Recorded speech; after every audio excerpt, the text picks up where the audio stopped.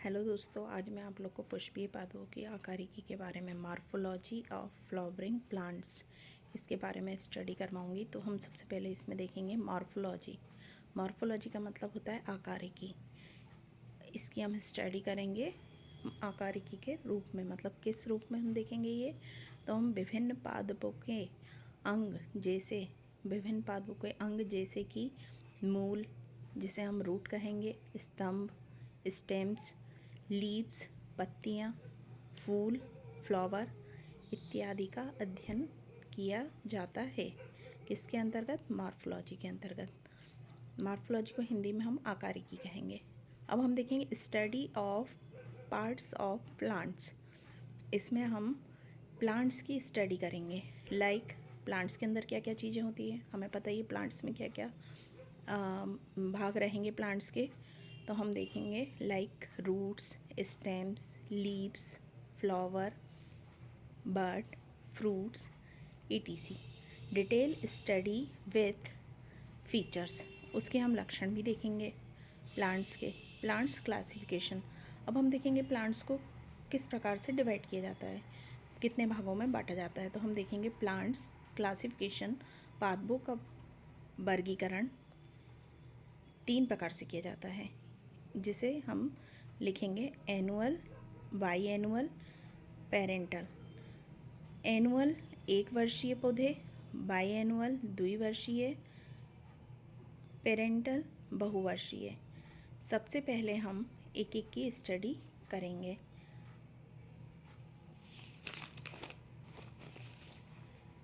सबसे पहले हम एनुअल देखेंगे। यह अपना जीवन चक्र 1 वर्ष में या कुछ सप्ताहों में या कुछ दिनों में पूरा करते हैं।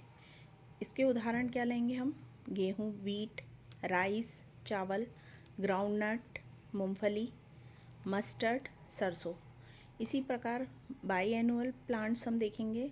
इनका जीवन चक्र होगा, जीवन काल 2 वर्षीय। यह अपना जीवन चक्र, लाइफ साइकिल 2 वर्ष में पूरा करते हैं। प्रथम वर्ष में कायिक वृद्धि होती है। इसमें कायिक वृद्धि ऐसी वृद्धि जो प्लांट्स के किसी भी भाग से शुरू हो जाती है, भला ही वो डाली में से पत्ती निकलने लगे या दूसरा मतलब जड़ें निकलने लगे। कैक्टस आपने देखा होगा, उसमें भी पत्तियां निकलने लगती है, एक पत्ती से बहुत सारी पत्तियां। एलोवेरा में भी ऐसे ही होता है। द्वितीय वर्ष में पुष्प, प्रथम वर्ष में कायिक वृद्धि होती है, द्वितीय वर्ष में पुष्प एवं फलों का निर्मित करते हैं। इसमें पहले तो वृद्धि होगी पौधे में पहले वर्ष में, और द्वितीय वर्ष में क्या होता है? पुष्प और फलों का निर्माण होता है। इसका उदाहरण है कैरेट, रेडिश etc। फिर है पीरियड, जिसमें कि बहुवर्षीय पौधे आएंगे। यह पादप कई वर्षों तक जीवित रहते हैं। यह प्रत्येक वर्ष में फूल तथा फल को उत्पन्न करते हैं। यह प्रत्येक वर्ष में फूल या फल को उत्पन्न करते हैं। इनकी एक खासियत होती है कि ये पुष्प उत्पन्न करने के बाद नष्ट नहीं होते। एक बार इनकी ये खासियत होती है कि ये पौधे एक बार जो पुष्प उत्पन्न करेंगे तो उसके बाद ये नष्ट नहीं होंगे, मतलब इनका जीवन काल ख़त्म नहीं होगा। हर साल इसमें आपने देखा होगा, मैंगो में, आम में हर साल बोल लगते हैं, फिर उसके बाद मतलब बड्स लगते हैं, फिर उसके बाद उसमें फूल आते हैं, फिर फल आ जाते हैं। और इसी प्रक्रिया कब तक चलती रहती है? अनंत तक, बहुत सालों तक। इसका उदाहरण हम देखेंगे मैंगो, बनाना, गुआवा, एप्पल etc। ये कैसे पौधे हैं? बहुवर्षीय पौधे हैं। इसी प्रकार हम देखेंगे रूट। पौधों में अब हम देखेंगे क्या क्या पाए जाते हैं। तो सबसे पहले हम एक एक की स्टडी करेंगे। हम देखेंगे रूट। रूट मतलब हिंदी में हम इसको बोलेंगे मूल, मूल या जड़ें, जड़ें भी बोल सकते हैं। तो इसका ये स्ट्रक्चर है रूट का। और इसमें क्या है कि प्लूम्यूल क्या बनाता है? शूट, ऊपर का भाग जो पेड़ में निकलता है ऊपर का, तो वो रहेगा शूट।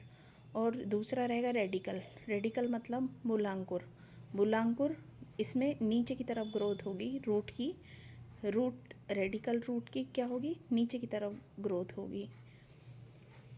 बीज से बाहर आती है मूल आपको पता है कहाँ लगे रहते हैं? जड़ें बीज में रहती हैं।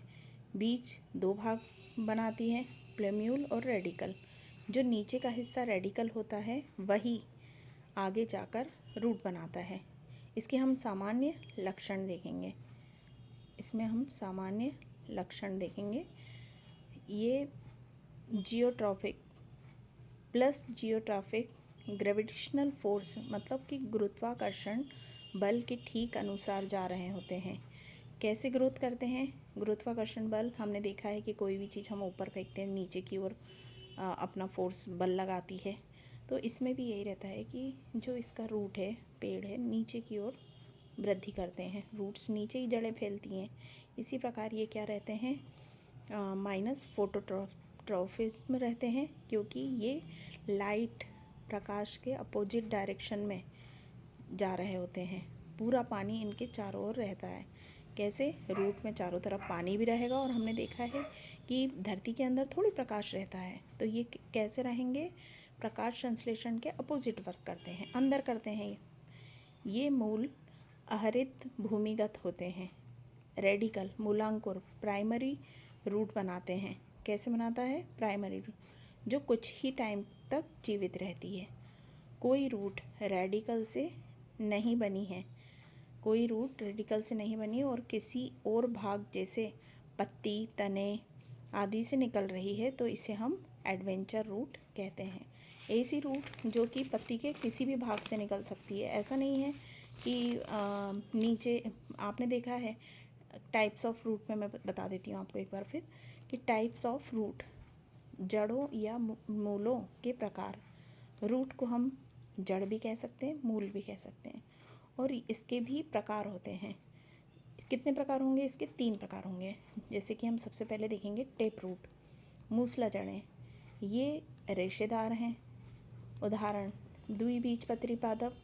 ऐसे पादप आएंगे इसमें जो कि द्विबीजपत्री पादप होंगे, जिसमें कि अगर आप दाल का टुकड़ा करोगे, अगर एक दाल के बीज को आप फोड़ोगे तो वो 2 भागों में बढ़ जाएगी। जब वो दाल के 2 पीस हो जाएंगे, इसका मतलब है कि वो कैसा पौधा है? द्विबीजपत्री। द्वि मतलब 2, बीज मतलब बीज, सीड, पत्री मतलब कि उसके 2 टुकड़े हो गए। ऐसा पादप है। चना, सोयाबीन etc। इसी प्रकार हम देखेंगे फाइब्रस रूट। फाइब्रस रूट मतलब तंतुक जड़ें। तंतुक जड़ें ऐसी जड़ें होती हैं जो थोड़े समय के लिए बस प्राइमरी जड़ें निकालेंगी और थोड़े समय बाद वो नष्ट हो जाती हैं। हम इन्हें कह सकते हैं शॉर्ट लिव्ड, थोड़े समय तक जीने वाली रूट। थर्ड बहुत मोस्ट इम्पॉर्टेंट है, नीट के एग्ज़ाम में भी इससे क्वेश्चन पूछा जाता है हमेशा। इसको बोलेंगे हम एडवेंटियस रूट, मतलब कि अपस्थानिक जड़ें। कौन सी जड़ें? अपस्थानिक जड़ें। हम देख रहे थे टेप रूट को, स्टडी करते हैं पहले। टेप रूट को हम मूसला जड़ें बोलेंगे। मूसला जड़ें यह मूलांकुर से विकसित होने, मतलब कि रेडिकल से विकसित होने वाली मूल होती हैं। इसमें ये हम देखेंगे एक रेडिकल है, ये रेडिकल है, और इसमें फिर हम देखेंगे ये रेडिकल कहाँ है? ये ज़मीन के अंदर है ना।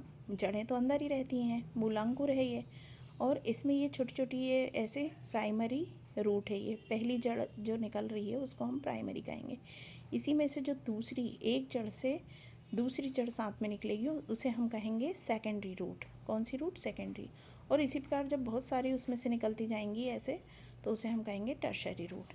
यह मुख्य शाखा या अन्य शाखाओं की बनी होती है। मतलब मुख्य शाखा प्राइमरी रूट हो गई, अन्य शाखाओं वाली कौन सी हो गई? सेकेंडरी और टर्शरी की बनी होती है। इसी प्रकार हम तंतुक मूल मतलब कि फाइब्रस रूट देखेंगे। फाइब्रस रूट मैंने बताया पहले भी, रेडिकल रूट होती है, प्राइमरी रूट में कन्वर्ट हो जाती हैं और शॉर्ट लिव्ड होती है। इसके अंतर्गत इसका उदाहरण आएगा मोनोकॉट, मतलब कि मोनो मतलब एक बीजपत्री पौधे, जैसे चावल और गेहूँ, राइस एंड बीट। आपने देखा है राइस का भी एक ही बीज होता है, इसी प्रकार गेहूँ का भी एक ही बीज होता है। सबसे मोस्ट इम्पॉर्टेंट मैंने आपको बताया अपस्थानिक जड़ें। अपस्थानिक जड़ें रेडिकल मूलांकुर को छोड़कर पादप के कभी कहीं और भाग से निकलती हैं, अपस्थानिक जड़ें कहलाती हैं। इसका बेस्ट उदाहरण है स्वीट पोटैटो, शकरकंद। Sweet potato is the best example of adventure roots. इसी प्रकार हम देखेंगे पार्ट्स ऑफ रूट्स, मूल के क्षेत्र। मूल के 4 प्रकार के क्षेत्र होते हैं: रूट केप, मूल गोप, मेरिस्टेमेटिक जोन, विभाज्योतक क्षेत्र, एलोंगेशन जोन, दीर्घीकरण क्षेत्र, मैचुरेशन जोन, परिपक्वन क्षेत्र। तो हम यहाँ पर एक रूट केप, ये सबसे प्रोटेक्ट करेगी किसको? रूट को।